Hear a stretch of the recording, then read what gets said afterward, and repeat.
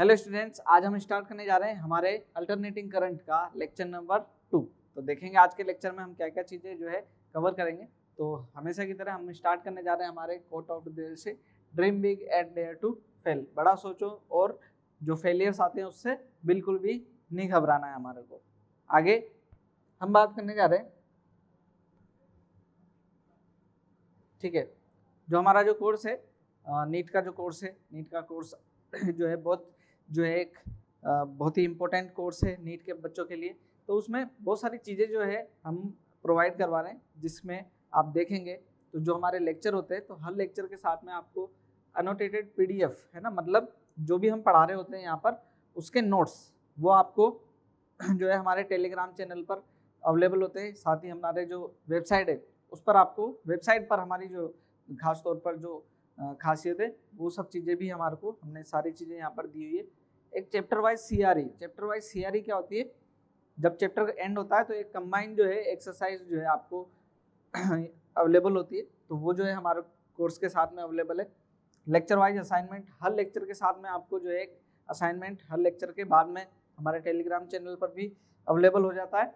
एक वो free of cost है और बाकी जो है वो पेड है। तो पेड भी जो है वो बहुत ही जो है चीपेस्ट कोर्स पर है ना, कॉस्ट पर है। माइनर टेस्ट हर जो है 15 डेज में हमारे यहाँ पर माइनर टेस्ट होते हैं, वो आपके लिए बहुत ही खास जो है एक चीज़ रहती है। मेजर टेस्ट सीरीज जो है अभी हमारे जैसे AINTS है, all Indian NEET test series जो है उस चल रही है, तो जिसका आप यूज़ कर सकते हैं। बहुत ही जो है उसमें हमारे चैप्टर वाइज पार्ट टेस्ट और जो है यूनिट टेस्ट, फिर full syllabus test, 60 test papers हैं उसके अंदर। तो आप जो है 60 पेपर का मतलब समझ रहे हैं कि आपकी जो है बहुत ही बेहतरीन प्रिपरेशन हो जाएगी उससे। फिर बात करें हम किसकी, प्रीवियस ईयर क्वेश्चंस की।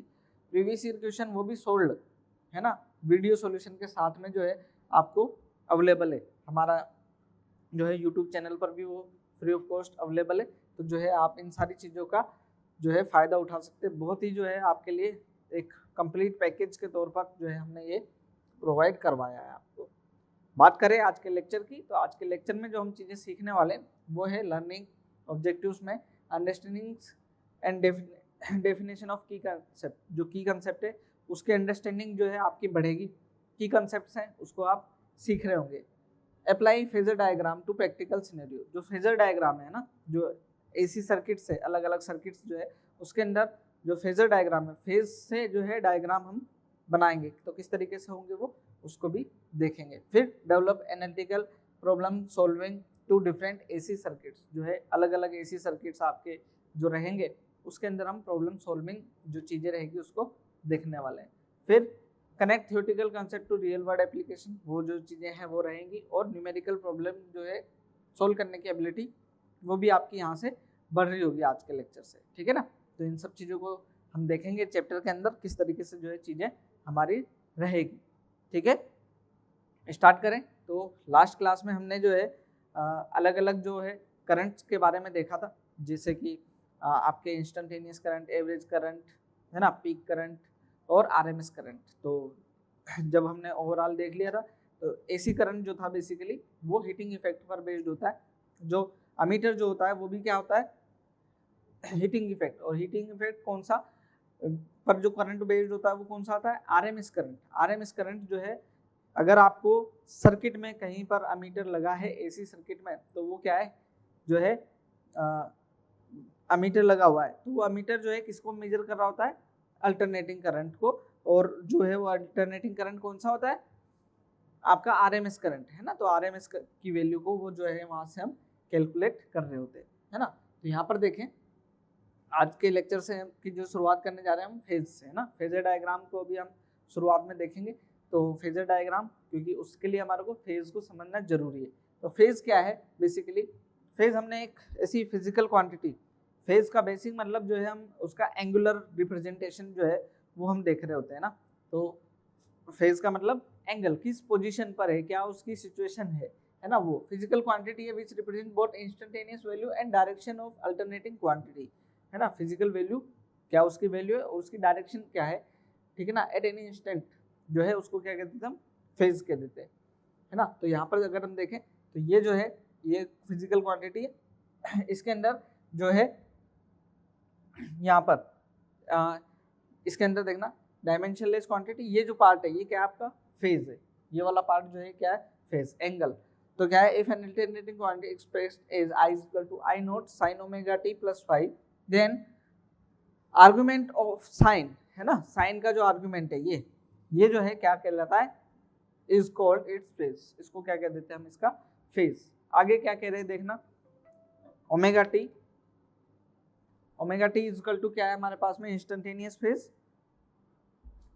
है ना, ये क्या होता है इंस्टेंटेनियस फेज है हमारे पास में, और ये जो है फाइज इनिशियल फेज, ये किसी टाइम पर टी टाइम पर फेज को रिप्रेजेंट कर रहा है, और ये जो है इनिशियल फेज है ना स्टार्टिंग में। मान लीजिए हम जो है करंट को जब देख रहे हैं तब वो जो है किसी पीक वैल्यू पर हो सकती है ना, तो इनिशियल फेज जो है उसका 90 डिग्री है ना, पीक कितने पर मिलता है 90 डिग्री पर मिलता है, क्योंकि साइन का फंक्शन है मान लीजिए ऐसा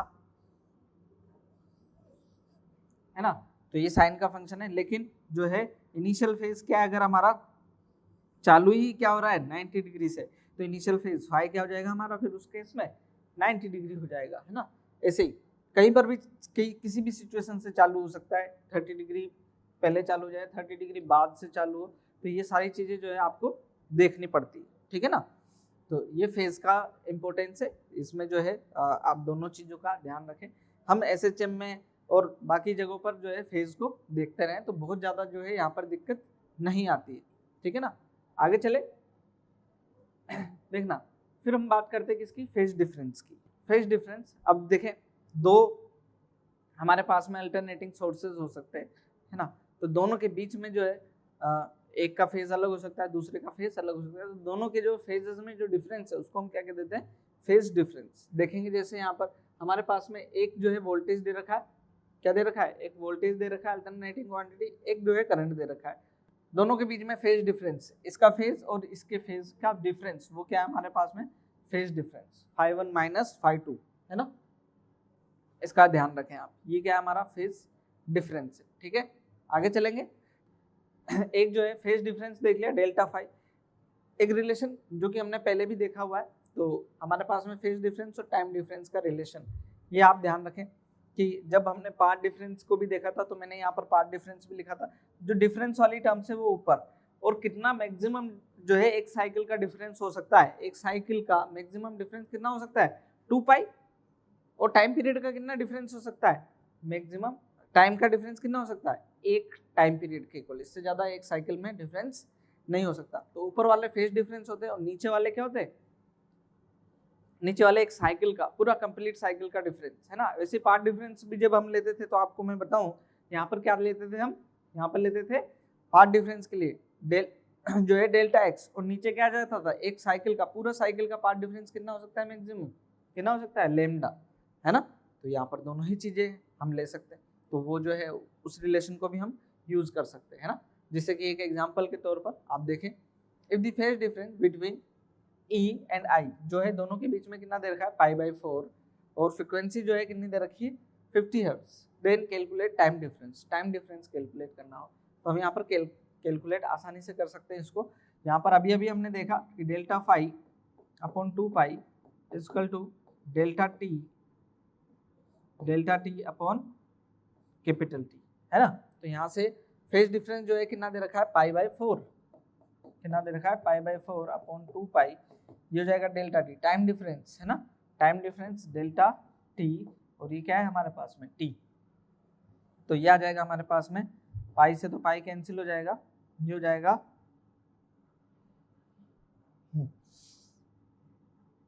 t/8 equal to delta t/8 हो गया है ना। तो डेल्टा टी जो है इसको अगर मैं देखूं तो टी जो है टी क्या है हमारा टाइम पीरियड है, टाइम पीरियड का इन्वर्स क्या होता है फ्रीक्वेंसी, तो ये हो जाएगा 1/f × 8, ये हो जाएगा। तो ये जो है delta T equal to F जो है मेरा कितना है 500 × 8, तो ये हो जाएगा 1/400 हर्ट्ज सेकेंड जो है क्या हो जाएगा हमारा टाइम डिफरेंस हो जाएगा, ठीक है ना।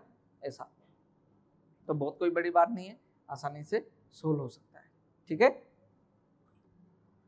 एक बार इसको देख लेते जो है फेज और फेज डिफरेंस की बात कर लेते। क्योंकि हम एसी करंट पढ़ रहे हैं, तो एसी करंट के अंदर अभी आप देखेगा, जैसे कि अगर मैं क्या कर दूं, ये हमारा एक्सिस है ना, एक्सिस है, इसके अंदर इसको हम कैसे रिप्रेजेंट करेंगे वो देख लेना। अगर मैं यहाँ पर कहूँ कि ये जो है वेक्टर, बेसिकली हम फेजर डायग्राम में क्या करते हैं, वेक्टर से रिप्रेजेंट कर देते हैं। तो ये जो है मान लीजिए करंट का है, क्या है, ये करंट है ना, और ये जो है अभी यहाँ पर मैं इसको वोल्टेज लिख देता हूँ, पहले वोल्टेज से समझ लेते हैं। यहाँ पर ये वोल्टेज है V क्या है, वोल्टेज है जिसका फेज कितना है, ओमेगा टी, फेज कितना है अभी, ओमेगा टी। तो ये फेज आपको समझ में आना चाहिए, ठीक है।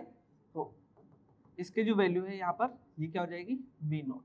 ये जो जितना ये आया, ये क्या आ गया, V नोट। इसके ऊपर जो इसका प्रोजेक्शन है वो V नोट है ना। ऐसे ही अगर हम जो है यहाँ पर देखें करंट को, अगर मैं यहाँ पर करंट को लिख देता हूँ, है ना, करंट I, करंट क्या है I, तो यहाँ पर ये करंट के लिए क्या बनेगा, ये करंट के लिए बन जाएगा, इसको मैं आगे चला दूँ, करंट के लिए I नोट बनेगा, ठीक है। और इसका फेज जो है, ये जो है +5, तो ये इतना फेज जो है, इनिशियल फेज क्या है, करंट ज़्यादा है अगर, तो यहाँ पर जो है क्या बोलेंगे, इसका टोटल फेज जो है ना, टोटल फेज जो है वो कितना हो गया, फिर इसका ये तो फेज डिफरेंस हुआ, और ये कितना हो गया, ओमेगा टी +5, क्या हो गया, ओमेगा टी +5। तो यहाँ पर देखना करंट को कैसे लिखेंगे, आई क्या था मेरे पास में, या वी क्या था पहले, V = V not sine omega T था, और करंट क्या है, I not sine omega T +5, है ना। तो ये तो क्या हो गए, इसके फेज हो गए, ये क्या हो गए, फेज हो गए, और फेज डिफरेंस क्या हो गया, 5, फेज डिफरेंस क्या हो गया, ये हो गया फेज, और ये हो गया क्या, है ना, और ये हो गया क्या, फेज डिफरेंस, दोनों के फेजेस में डिफरेंस, वो क्या हो गया हमारा फेज डिफरेंस, है ना। तो ये है, इसको आप ध्यान रखें किस तरीके से हम जो है इन चीजों को सोल्व कर लेते हैं, ठीक है, ध्यान रखना है इसको। एक जो चीज है, अब इसका ग्राफ जो है, ग्राफ से भी हम इसको रिप्रेजेंट कर सकते हैं। रिप्रेजेंट करना है तो जो है इसको अगर यहाँ पर देखें, चलिए इसको हम जो है लैगिंग में ही देख लेंगे। एक जो कंसेप्ट होता है लैगिंग और लीडिंग, लैगिंग और लीडिंग, उसको समझ लेते हैं। लैगिंग और लीडिंग का मतलब क्या है, मैं यहाँ पर कहूँ कि जो है वोल्टेज है, वोल्टेज का सोर्स जो है हमारे पास में इन alternative V not sine omega T, ऐसा है ना। हम जो वोल्टेज को इसी फॉर्म में जो है देखते रहे अभी एसी के अंदर। तो अल्टरनेटिंग करंट सोर्स के अंदर यहाँ पर ये तो वोल्टेज का सोर्स हो गया। अब जो है करंट जो है मान लीजिए V not sine omega T +5, है ना। तो हम क्या बोलेंगे यहाँ पर, अगर ये फेज ज़्यादा है तो यहाँ क्या लिखेंगे, करंट लीड्स वोल्टेज बाई 5, क्या है 5 से, है ना, 5 से। ये एग्जांपल के तौर पर अगर यहाँ π/2 आ जाए तो क्या बोलेंगे, π/2 फेज जो है, π/2 फेज से करंट क्या कर रहा है, लीड कर रखा है। या फिर इसी को जो है हम लैगिंग भी बोल सकते हैं क्या, और इसको ऐसा भी बोल सकते हैं, वोल्टेज लैग करंट बाई 5, ऐसा भी बोल सकते हैं, है ना, दोनों चीजें ऐसा। अब जो है अगर मुझे ग्राफिकल रिप्रेजेंटेशन देना है ना, ग्राफिकल रिप्रेजेंटेशन देना है तो मैं जो है इसको ऐसा भी ले, भाई फेजर रिप्रेजेंटेशन तो हमने दे दिया है ना, अभी ग्राफिकल रिप्रेजेंटेशन दूँ तो मैं यहाँ पर जो है अगर मैं इसको बनाऊँ तो अगर ये मैंने क्या बनाया, voltage V = V not sine omega T, ठीक। और अगर मैं करंट का रिप्रेजेंटेशन दूं, क्या करंट का, तो करंट मान लीजिए क्या π/2 फेज से ज्यादा है ना, π/2 फेज से ज्यादा है, तो π/2 फेज इनिशियली क्या होगा, करंट जो है पीक पर जा चुका होगा, है ना।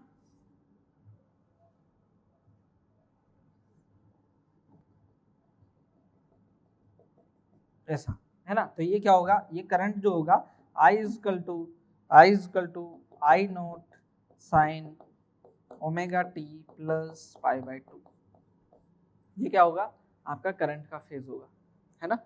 करंट इस तरीके से, ठीक है, ध्यान रखिए। अगर मैं बात करूं यहाँ पर इसी को इन्वर्ट भी कर सकते हैं, इसी को इन्वर्ट भी कर सकते हैं, जैसे कि यहाँ पर क्या हो, V हमारा क्या हो, V is equal to V not sine omega T है, कोई दिक्कत नहीं है। लेकिन करंट जो है इस बार बाद स्टार्ट हुआ है, तो मतलब करंट क्या करेगा, लेग करेगा, करंट क्या करेगा, लेग करेगा। तो इस बार क्या लिखेंगे, करंट लेग वोल्टेज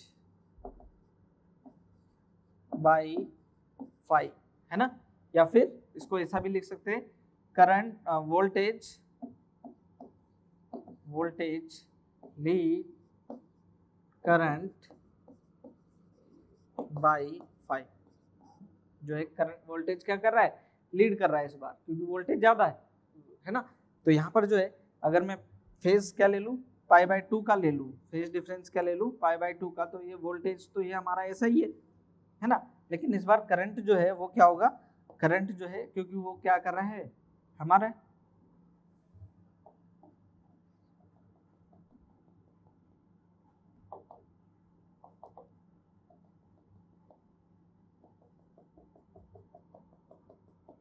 ऐसा है ना, इस तरीके से ये क्या हो गया हमारा current I is equal to I not sine omega T minus pi by 2, लेकिन वोल्टेज क्या था शुरू में जो है वो V is equal to V not sine omega 2, है ना, वो वोल्टेज ये था, करंट ऐसा। तो इस तरीके से रिप्रेजेंटेशन रहेगा, इसका आप ध्यान रखिएगा।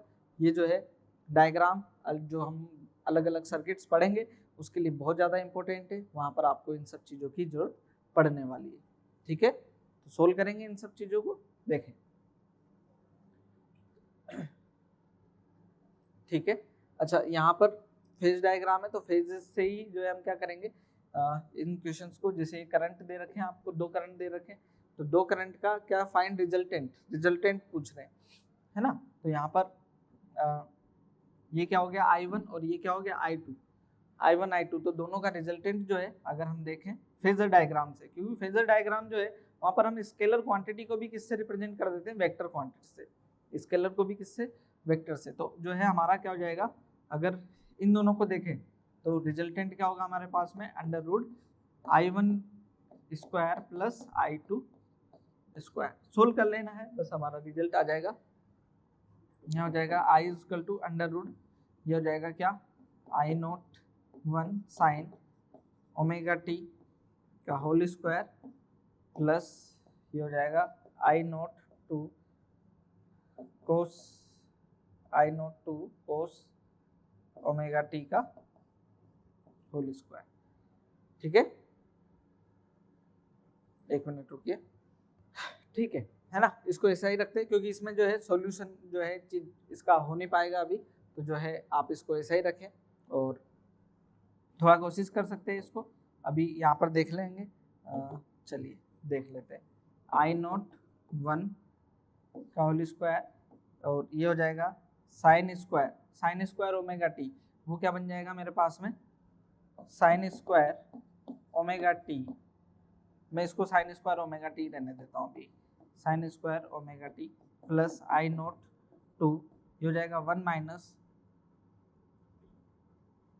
कोस स्क्वायर ओमेगा टी, तो ये हो जाएगा sine square omega T plus cos square omega T equal to 1 हो गया, तो जो है cos square omega T equal to 1 minus sine square omega T, है ना। तो ये हो जाएगा 1 minus sine square omega T, ठीक है, ऐसा।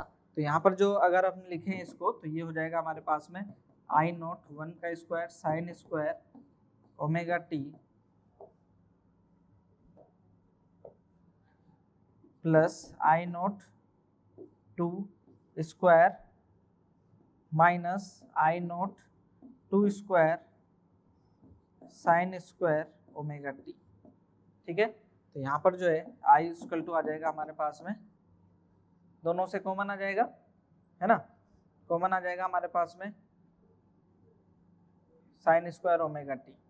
तो साइन स्क्वायर ओमेगा टी यहाँ जाएगा आई नोट 1 का स्क्वायर माइनस आई नोट 2 का स्क्वायर माइनस आई नोट प्लस का आई नोट 2 का स्क्वायर, ऐसा है ना। तो इस तरीके से लिख सकते हैं। ज़्यादा हम जो है इसके अंदर कैलकुलेशन में जाएंगे नहीं अभी, क्योंकि इससे ज़्यादा सोल्व होगा भी नहीं।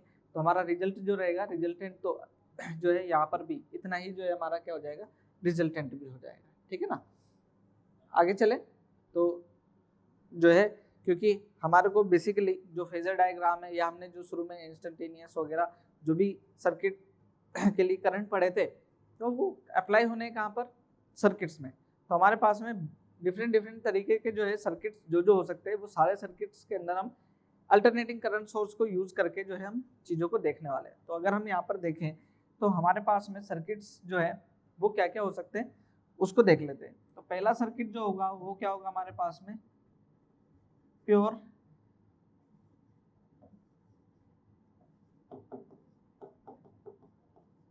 रेजिस्टिव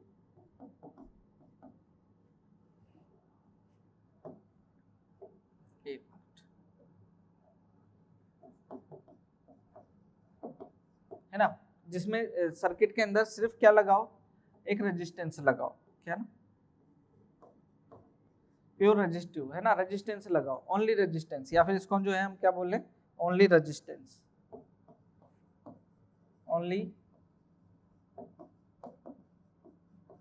रेजिस्टेंस वाला सर्किट हो। फिर सेकंड क्या हो, ओनली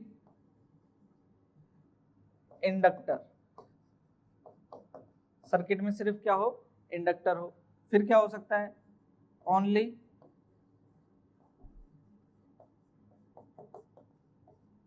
कैपेसिटर हो, सिर्फ क्या हो, कैपेसिटर हो।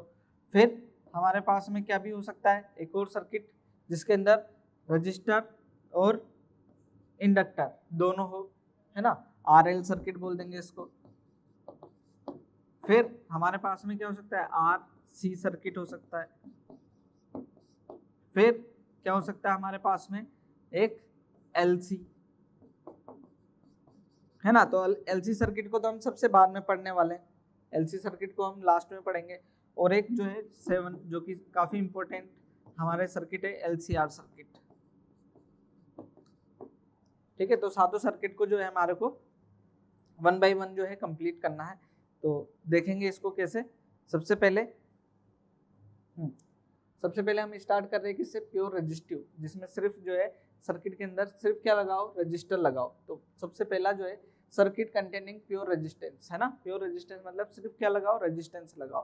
तो यहाँ पर जो है इस सर्किट को देखें अगर हम, तो यहाँ क्या कर रहे हैं, एक सर्किट है जिसके अंदर हमने क्या यूज किया, सिर्फ एक रेजिस्टेंस यूज कर रहे हैं, है ना। अल्टरनेटिंग करंट सोर्स जो है, इसको अगर आप जो है सिंबल बनाते हैं तो इसका ऐसा सिंबल जो है रहता है। यहाँ पर जो इनपुट है V equal to V not sine omega T, ये जो है हमारा क्या है, वोल्टेज है, ये रजिस्टर है ना, रजिस्टर है ये। इसके ऊपर पोटेंशियल जो है वो हमारे को V equal to I R, यहाँ पर पोटेंशियल हमारे को देखना है ना। तो इसको देखेंगे कैसे हम जो है चीज़ों को सोल्व करेंगे, अभी देखते हैं। यहाँ पर अगर मैं इसी के साथ में इसका फेजर डायग्राम भी बनाऊँ, क्या बनाऊँ, फेजर डायग्राम। तो देखें वोल्टेज हमारा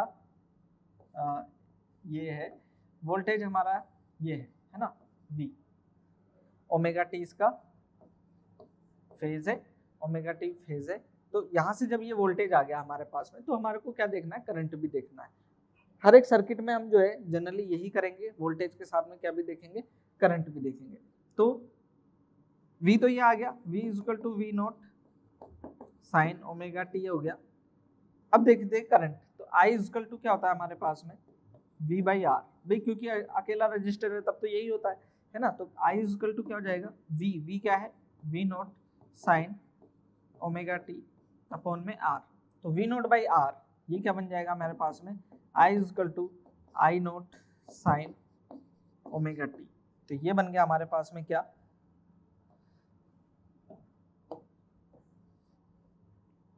ये हो गया वोल्ट करंट, और ये क्या था हमारे पास में, वोल्टेज। तो वोल्टेज तो हमने सर यहाँ पर बना ही रखा है, वोल्टेज हमने बना ही रखा है। अब जो है हम क्या बना देते हैं यहाँ पर, करंट भी बना देते हैं। तो करंट भी इसी के साथ में है ना, दोनों के मैग्नीट्यूड अलग अलग हो सकते हैं, इसका मैग्नीट्यूड और ये वाला जो है इसका, ये क्या हो गया करंट, ये क्या हो गया करंट, इसका ये हो गया, लेकिन दोनों की फेज एक जैसी है ना, दोनों की क्या है, फेज एक जैसी है। तो क्या लिख देंगे यहाँ पर, both voltage and current are in same phase, दोनों क्या है, सेम फेज में। तो ये ध्यान रखना है आपको, आप जो है चीजों को समझ पा रहे होंगे, ठीक है ना। यहाँ पर दोनों के बीच में फेज डिफरेंस है ही नहीं, है ना, no phase difference, there is no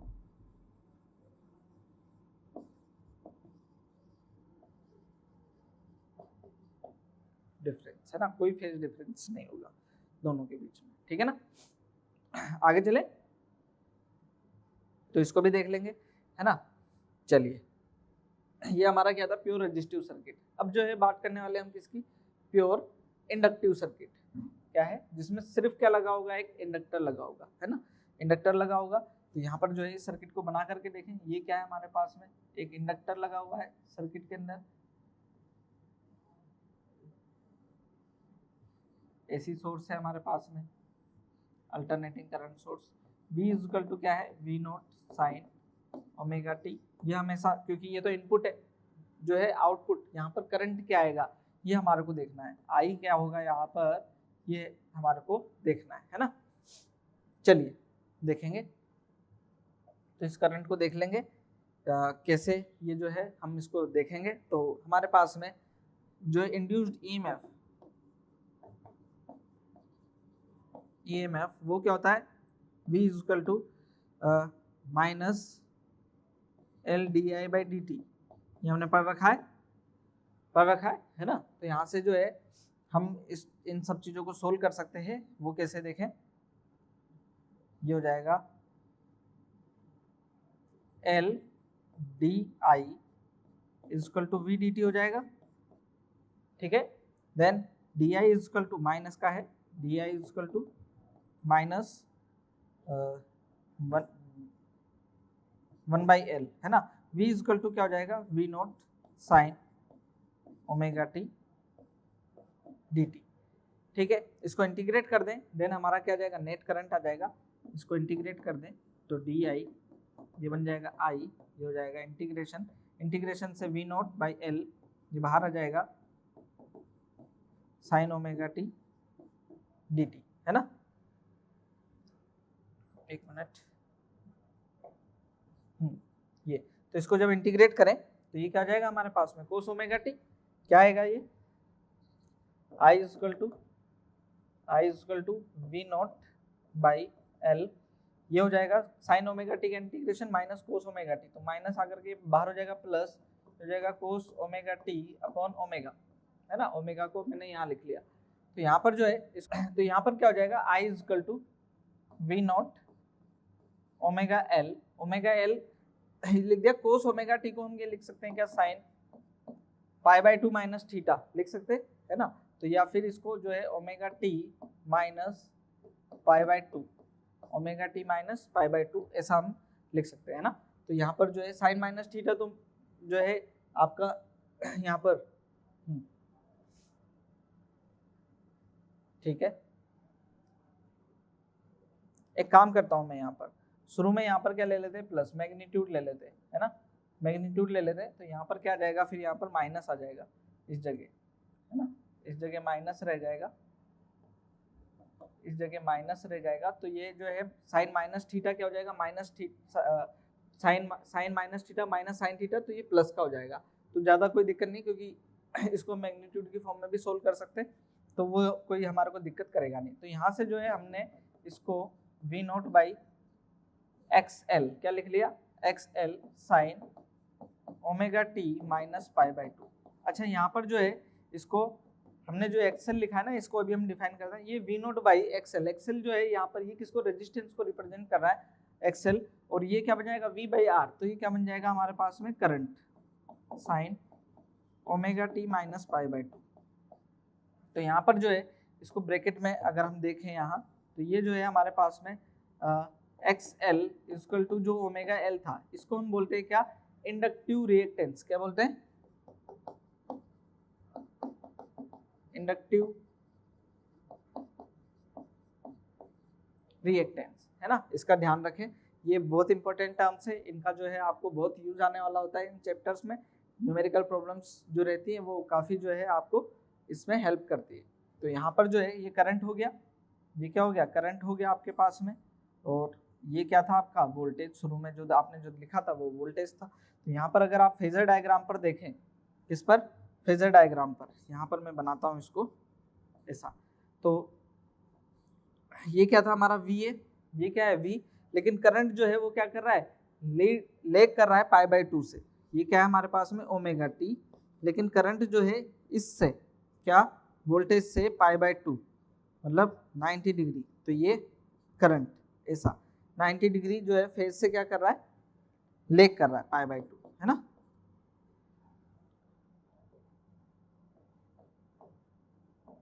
ठीक है, तो ये क्या आ जाएगा यहाँ से omega T minus pi by 2, ये फेज आ जाएगा, इसका ध्यान रहे। अगर जो है इसको हम यहाँ पर बनाएं तो करंट जो है, करंट वोल्टेज जो था हमारा, वोल्टेज तो ऐसा बनेगा, वोल्टेज ये क्या हो गया v equal to V not sine omega T का ग्राफ हो गया, लेकिन करंट का ग्राफ क्या होगा, करंट का, क्योंकि ये क्या कर रहा है पाई बाई 2 से लेग कर रहा है, तो ये पाई बाई 2 से क्या कर रहा होगा, लेग कर रहा होगा, ये I equal to I not sine omega T minus pi by ऐसा। तो ये आपका क्या होगा, करंट होगा, है ना। इसका ध्यान रखें, ये जो था इसको थोड़ा सा और देख लेते हैं ना, इसको क्या देखें यहाँ पर और देखें, तो ओमेगा एल जो है ना, ओमेगा क्या है, फ्रीक्वेंसी है हमारी, ओमेगा जो है ये क्या है, एंगुलर फ्रीक्वेंसी है। इसको थोड़ा सा और जो अगर हम देखें तो यहाँ पर एक्सेल जो है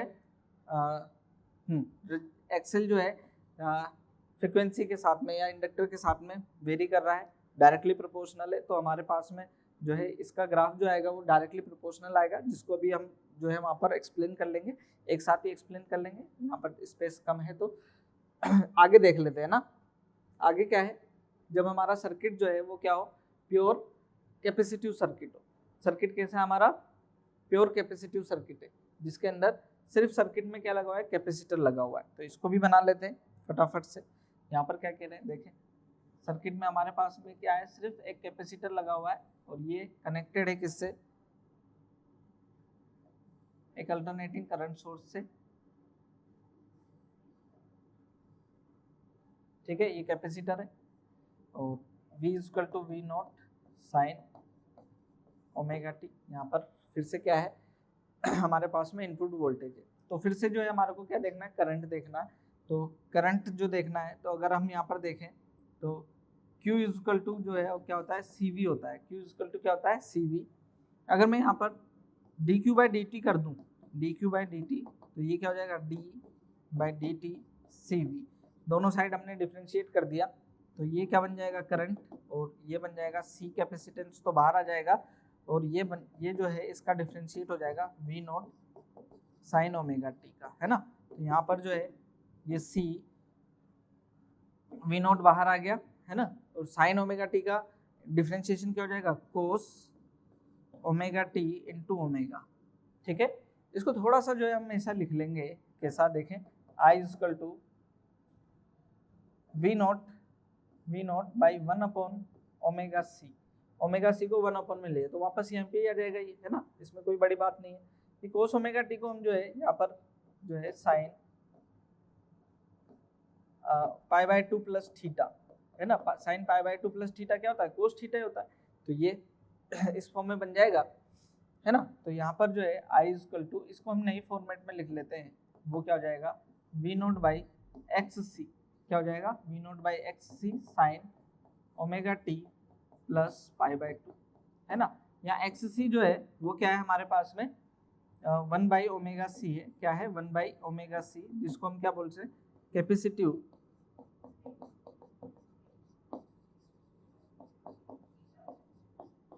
रिएक्टेंस है। तो रेजिस्टेंस ही ये भी, लेकिन इसको क्या बोला गया है नाम, कैपेसिटिव रिएक्टेंस, ध्यान दें। ठीक है, आगे चला जाए तो आगे चले, यहाँ पर क्या हो रहा है, यहाँ देखे एक्स सी,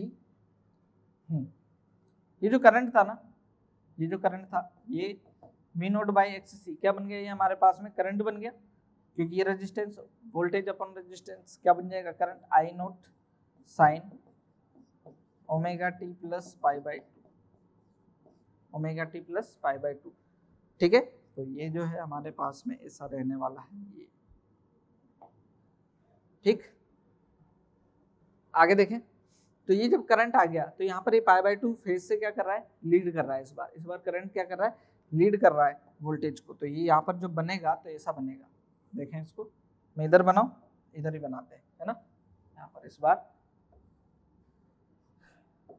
ये तो वोल्टेज है V, ओमेगा टी इसका फेज है, तो ये क्या हो जाएगा, इससे भी 90 डिग्री से इधर, तो ये 90 डिग्री। तो यहाँ पर जो ये जो इसका टोटल फेज है ये क्या है, ओमेगा टी, ये करंट का है ना, omega T plus pi by to, ये इसका फेज है करंट का, है ना।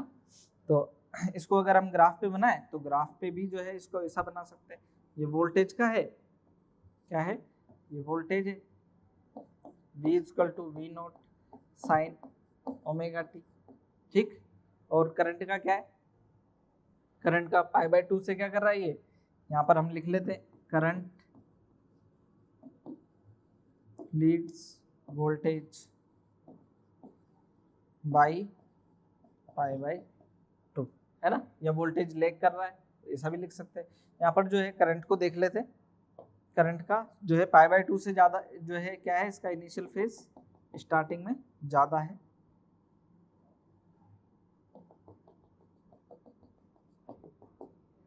ऐसा। तो ये क्या हो गया, I equal to I not sine omega T plus pi by two, ऐसा। ठीक है, तो ये सब चीजें रहेगी जिसको आपको देखना है, क्लियर। अब ओवरऑल जो है एक बार इन तीनों सर्किट्स को हम जो है यहाँ पर देख लेते हैं, तीनों सर्किट्स के अंदर, है ना। तो तीनों सर्किट है जिसके अंदर वोल्टेज सप्लाई तो क्या थी, तीनों में सेम थी, करंट जो थी रेजिस्टेंस में सेम फेज में थी, इंडक्टर में क्या थी, पाई बाई टू से लीड कर रही थी, यहाँ पर क्या कर रही है, लीड कर रही है ना। पीक करंट जो है वी नोट बाई आर, यहाँ पर क्या हो जाएगा V not by omega L, यहाँ क्या थी वी नोट बाई 1/ओमेगा सी, है ना, या वी नोट ओमेगा सी, ये थी। इम्पिडेंस है ना, इम्पिडेंस जो रेजिस्टेंस जो था हमारा ना, जो रेजिस्टेंस जो था वो यहाँ पर आर आ गया, यहाँ एक्सएल आ गया, यहाँ एक्ससी, जिसको हमने क्या बोल दिया यहाँ पर इम्पिडेंस को, है ना। ये जो इम्पिडेंस रेजिस्टेंस जो था इसको रेजिस्टेंस, इसको इंडक्टिव रिएक्टेंस, इसको कैपेसिटिव रिएक्टेंस बोला है, कोई दिक्कत नहीं है। फेज डिफरेंस यहाँ पर 0 है, यहाँ पर पाई बाई टू है, यहाँ पर भी पाई बाई टू है। यहाँ पर करंट जो थी क्या थी, यहाँ पर करंट वोल्टेज लीड कर रहा था, यहाँ पर क्या हो रहा है, वोल्टेज लैग कर रहा है इसमें, है ना। और फेजर डायग्राम ये हमने बनाया ही है। और जो है वेरिएशन देखें रेजिस्टेंस का फ्रीक्वेंसी के साथ में, तो रेजिस्टेंस फ्रीक्वेंसी के साथ में यहाँ पर डिपेंड नहीं करता, तो कांस्टेंट रहता है। यहाँ पर जो है XL equal to omega L हमने पढ़ा था, है ना, तो XL equal to 2 pi F L. तो यहाँ जो है एक्सएल फ्रीक्वेंसी के क्या है, डायरेक्टली प्रोपोर्शनल, तो स्ट्रेट लाइन ग्राफ आएगा। यहाँ पर क्या था हमारे पास में एक्स सी इक्वल टू 1/ओमेगा सी, है ना, तो एक्स सी इक्वल टू क्या आ गया 1/2 पाई एफ सी। तो ये जो है इनवर्सली प्रोपोर्शनल है, और तो इस तरीके से इसका ग्राफ आएगा, ठीक है ना। तो ये सब चीजें इसके बाद में जो है हम कंबाइन सर्किट्स जो है वो देखने वाले हैं, ठीक। तो अब जो नेक्स्ट सर्किट है हमारे पास में, हेलो, अब जो नेक्स्ट सर्किट है इसके अंदर हम जो है रेजिस्टेंस और इंडक्टर दोनों को जो है सीरीज में लगाने जा रहे हैं। तो यहाँ पर बेसिकली होगा क्या, देखें कि एक रजिस्टर है और एक इंडक्टर है, दोनों को क्या कर रहे हैं हम यहाँ सीरीज में कनेक्ट कर दिए। वही फिर से अल्टरनेटिंग सोर्स से, है ना, V equal to V not sine omega T. ठीक, अब यहाँ पर देखें अगर हम, तो ये रजिस्टर है और ये इंडक्टर है। तो रजिस्टर और इंडक्टर में वोल्टेज का जो डिफरेंस रहता है, तो अगर रजिस्टर का वोल्टेज जो है वो वी आर है और इंडक्टर का क्या है इंडक्टर जो है लीड करता है।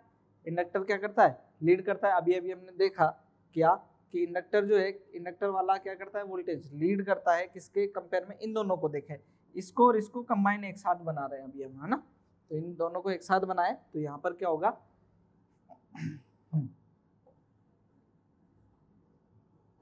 यहाँ ये वोल्टेज वी आर और ये इंडक्टर वी एल, है ना। तो दोनों का जो रिजल्टेंट आएगा, रिजल्टेंट वोल्टेज वो क्या आएगा, या रिजल्टेंट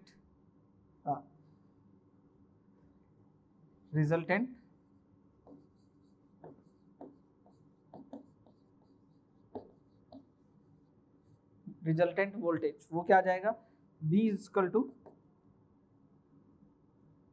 क्योंकि फेजर डायग्राम से देखते हैं तो हमारे पास में क्या आ जाएगा, अंडर रूट या जाएगा V R square plus V L square, ठीक है ना। और V equal to I Z होता है हमारे पास में, आई जेड लिखेंगे यहाँ पर क्योंकि कंबाइन एक नया रेजिस्टेंस आएगा जो कि सिर्फ रेजिस्टेंस आएगा जो कि सिर्फ रेजिस्टिव नहीं है, इंडक्टिव भी है। तो हमने इसको नया दे देते हैं इम्पीडेंस, क्या दे देते हैं, इम्पीडेंस बोल देते हैं इसको आई जेड, ठीक है ना। तो यहाँ पर ये क्या हो जाएगा हमारे पास में, आई आर का होल स्क्वायर प्लस ये हो जाएगा आई एक्स एल का होल स्क्वायर। यहाँ से आई स्क्वायर बाहर आएगा, बाहर कॉमन आ जाएगा, आई स्क्वायर रूट से बाहर आकर के आई, तो यहाँ आई से आई कैंसिल हो जाएगा, तो Z equal to under root R square plus X L square ये होगा, है ना। तो यहाँ पर जो हमारा ये जो रेजिस्टेंस है ये क्या है, हमारा impedance,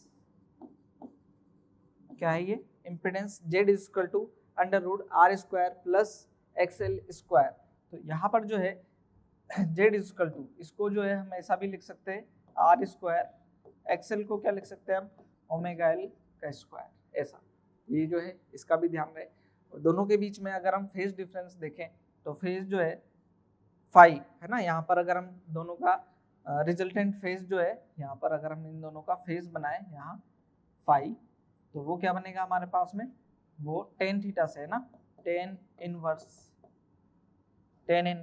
we L by V R, V L by V R, है ना, ये बनने वाला है। तो ये जो फेज है ये हमारा जो है phi equal to tan inverse V L by V R ये रहने वाला है ना।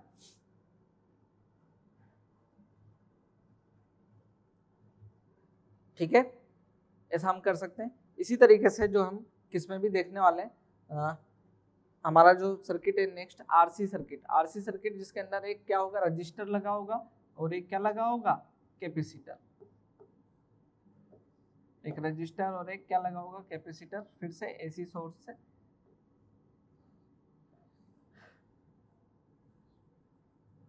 एसी सोर्स से, है ना यहाँ पर। तो यहाँ पर फिर से अगर हम रजिस्टर को देखें तो का वोल्टेज देखें तो वी आर, और कैपेसिटर का जो वोल्टेज होता है वो क्या होता है जो है लेग कर रहा होता है वीसी। तो यहाँ पर रिजल्टेंट जो वोल्टेज आएगा, रिजल्टेंट वोल्टेज वो क्या आएगा, V equal to under root V R square plus V C square, है ना। तो V इक्वल टू क्या जाएगा हमारे पास में, अगर मैं इसको करंट की फॉर्म में लिख दूं तो ये हो जाएगा आई जेड और ये हो जाएगा I R square plus I X C का होल स्क्वायर, ठीक है ना।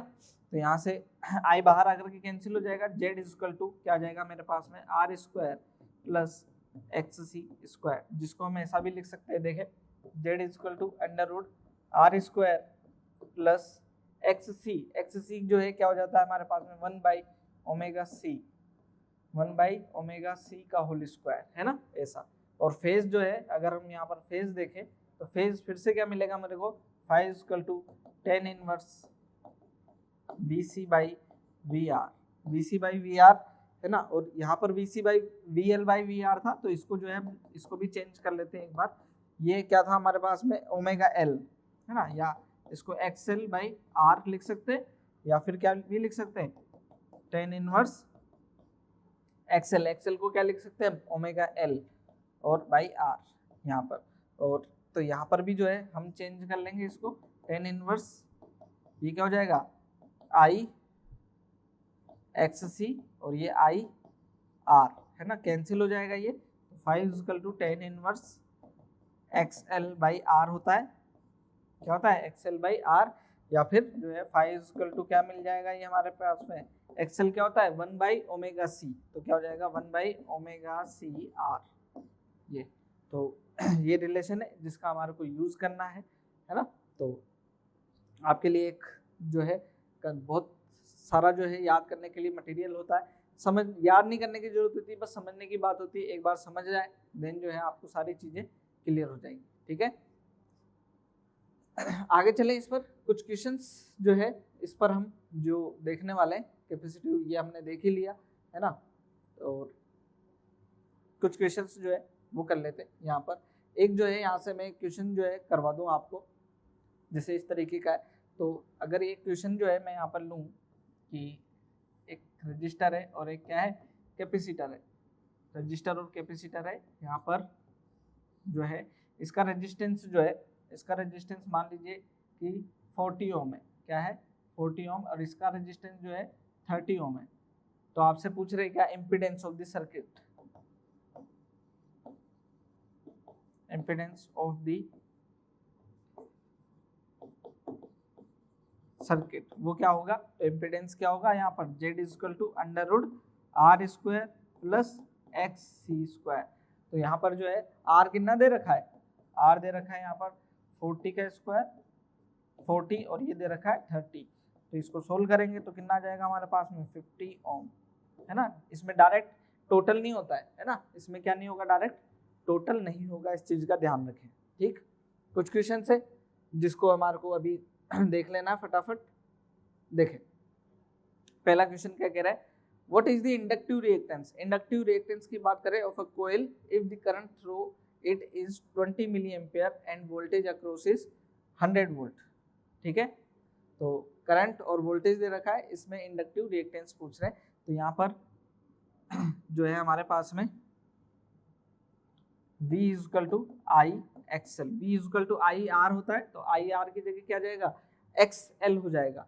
तो ये इंडक्टिव रिएक्टेंस ही तो पूछ रहे थे एक्सएल, तो ये क्या हो जाएगा V बाई आई। V कितना है हमारे पास में जो है 100 वोल्ट और I कितना है 20 इंटू 10⁻³ ठीक है, तो ये कैंसिल हो जाएगा इससे 5 टाइम्स कैंसिल हो जाएगा, ये हो जाएगा 5 इंटू 10⁻³ मतलब 5 किलो ओम रेजिस्टेंस हो जाएगा। इजी, इस तरीके से हम इसको सोल्व कर सकते हैं। आगे देखेंगे नेक्स्ट क्या है, the reactance of capacitor is 20 ohm. Reactance जो है वो कितना है 20 ओम है। व्हाट डज मीन, तो रिएक्टेंस जो है उसका 20 ओम है, इसका मतलब क्या है।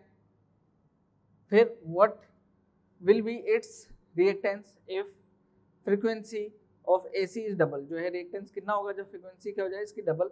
What will be its reactance when connected in DC से कनेक्ट होगा तब इसका जो है रिएक्टेंस क्या होगा। What will be it's consequences, वो क्या होंगे है ना। तो सबसे पहले रिएक्टेंस की बात करें, रिएक्टेंस का मतलब क्या होता है हमारे पास में रेजिस्टेंस मतलब कि क्या है, व्हाट इज मीन मतलब जो है जो कैपेसिटर लगा हुआ है तो सर्किट का जो रेजिस्टेंस है, सर्किट का रेजिस्टेंस कितना हुआ 20 ओम हो गया।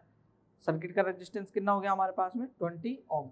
What will be its reactance if frequency of AC is double, frequency double कर दे है ना, तो XC is equal to 1 upon omega C है ना, 1 by omega C, then XC is equal to 1 upon 2 pi FC, ऐसा है ना। अब ये क्या कह रहे हैं फ्रीक्वेंसी को क्या कर दे डबल कर दे, फ्रीक्वेंसी डबल, तो ये क्या हो जाएगा हाफ। तो जो है इस केस में क्या हो जाएगा ये हाफ हो जाएगा, तो जो है रिएक्टेंस जो है वो कितना हो जाएगा, reactance will be 10 ohm. Reactance क्या हो जाएगा हाफ हो जाएगा, ये डबल तो ये हाफ हो जाएगा। आगे what will be its reactance when connected in DC circuit. DC circuit में कनेक्ट कर दे, तो DC में जब कनेक्ट करेंगे तो वहाँ फ्रीक्वेंसी कितनी होती है डीसी में फ्रीक्वेंसी कितनी होती है, 0। तो डीसी में जब फ्रीक्वेंसी 0 होती है तो ये एक्ससी क्या हो जाएगा आपके पास में, एक्ससी हो जाएगा इन्फिनिटी, है ना, एक्ससी इन्फिनिटी हो जाएगा। तो जो है इसके कंसिक्वेंसेस क्या हो जाएंगे, रेजिस्टेंस बहुत ज़्यादा बढ़ेगा, तो आप इसको जो है सर्किट में यूज नहीं कर सकते, करंट ही फ्लो नहीं करेगा, है ना। तो जो है can not be used in circuit, ऐसा जो है हम सर्किट के अंदर इसको यूज नहीं कर सकते। फिर आगे देख लेते हैं नेक्स्ट क्वेश्चन क्या कह रहा है, कैपेसिटर ऑफ 50 पिकोफेरेड, जो है कैपेसिटेंस कितना दे रखा है 50 picofarad, is connected to AC source of frequency 1 kilohertz, calculate its reactance. Reactance मतलब आप देखिए सी दे रखा है 50 इंटू 10⁻⁻⁻⁻ का 12 फेरेड, है ना, और फ्रीक्वेंसी एफ दे रखा है हमारे को कितना 50 क्या 1 इंटू 10⁻³ हर्ट्ज। अब ये पूछ रहे क्या, रिएक्टेंस मतलब एक्ससी पूछ रहे हैं आपसे, एक्ससी कितना होगा, है ना। एक्ससी कितना होता है बेसिकली, अभी हमने देखा 1/2πfc, रख दो यहाँ पर, अपने आप आ जाएगी सारी चीजें। 1/2π एफ कितना है 1 इंटू 10⁻³ और सी कितना है 50 इंटू 10⁻⁻⁻12। सोल्व कर लो इसको, है ना। तो ये कितना हो जाएगा, ये हो जाएगा 100, है ना, 100 मतलब 10⁻² और ये कितना है 10⁻³ 10⁻⁵, तो ये हो जाएगा 1/π इंटू 10⁻⁻⁷, ठीक। तो क्या जाएगा 10⁻⁷/π ओम। ये जो है क्या हो जाएगा, इसका रिएक्टेंस हो जाएगा सर्किट का। ठीक है बच्चों, आगे चलें। आगे क्या है देखें, फिर से एक क्वेश्चन है, in the given circuit applied voltage जो है वो कितना है, V = 50√2 sin 100πt volt. Ammeter reading जो है 2 एम्पियर है, अमीटर रीडिंग मतलब ये RMS है ना। V = यहाँ पर मैं लिख देता हूँ 50√2 sin 100πt, है ना, ताकि इसको कंपेयर भी कर लेंगे V0 sin ω/t से, कंपैरिजन भी आसान हो जाएगा। ओमेगा को जो है मैं लिख लूंगा यहाँ 2π/ft, है ना, क्या हो जाएगा ये 2π/ft। और जो है हाँ IRMS जो है 2 एम्पियर दे रखा है हमें। कैलकुलेट वैल्यू ऑफ L, जो है L आपसे पूछा जा रहा है, L पूछा जा रहा है, ये कितना होगा। तो IRMS तो V0 दे रखा है हमारे को, क्या दे रखा है V0, यहाँ से हमें पता चल गया कि V0 = कितना आ गया हमारे पास में 50√2 V0 आ गया। अब L पूछ रहे हैं, अच्छा तो सर्किट कैसा है ये हमारे पास में, ठीक है L पूछ रहे हैं ना, तो रिएक्टिव सर्किट है, तो यहाँ पर V = I⍵L, तो यहाँ से कैलकुलेट कर लेंगे अभी, है ना। तो L = क्या हो गया मेरे पास में V/I⍵, है ना, V/I⍵। मैं यहाँ से V0 पता है ना, V0 पता है, तो यहाँ पर भी I0, अगर यहाँ V0 है तो यहाँ पर क्या ले लेता हूँ मैं I0, और I0 क्या होता है यहाँ पर जो है IRMS = I0/√2, क्या होता है I0/√2, देन I0 = क्या हो जाएगा √2 IRMS, है ना।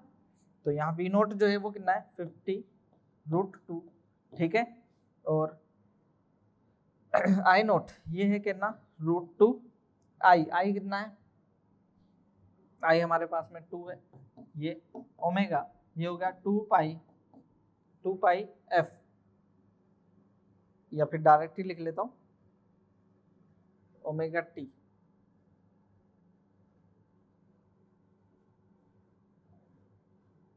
ठीक है। यहाँ पर देखें 2π/ft ये जो है कितना दे रखा है हमारे को 100, ठीक है, हाँ 100π, ये 100π है, ठीक है। तो सोल्व हो जाएगा, ये √2 से √2 कैंसिल, ये इससे 2 टाइम्स कैंसिल, तो ये आ जाएगा हमारे पास में 4π 1/4π L की वैल्यू कितनी आ जाएगी 1/4 हेनरी सोल्व करना होगा, वो जो है आसान है, उसके लिए कोई बड़ी बात नहीं है हमारे पास में। ठीक है, नेक्स्ट जो है ठीक है, तो आज के लिए जो है इतना ही रखते हैं लेक्चर को, मिलते हैं आपसे नेक्स्ट लेक्चर में, तब तक के लिए थैंक यू।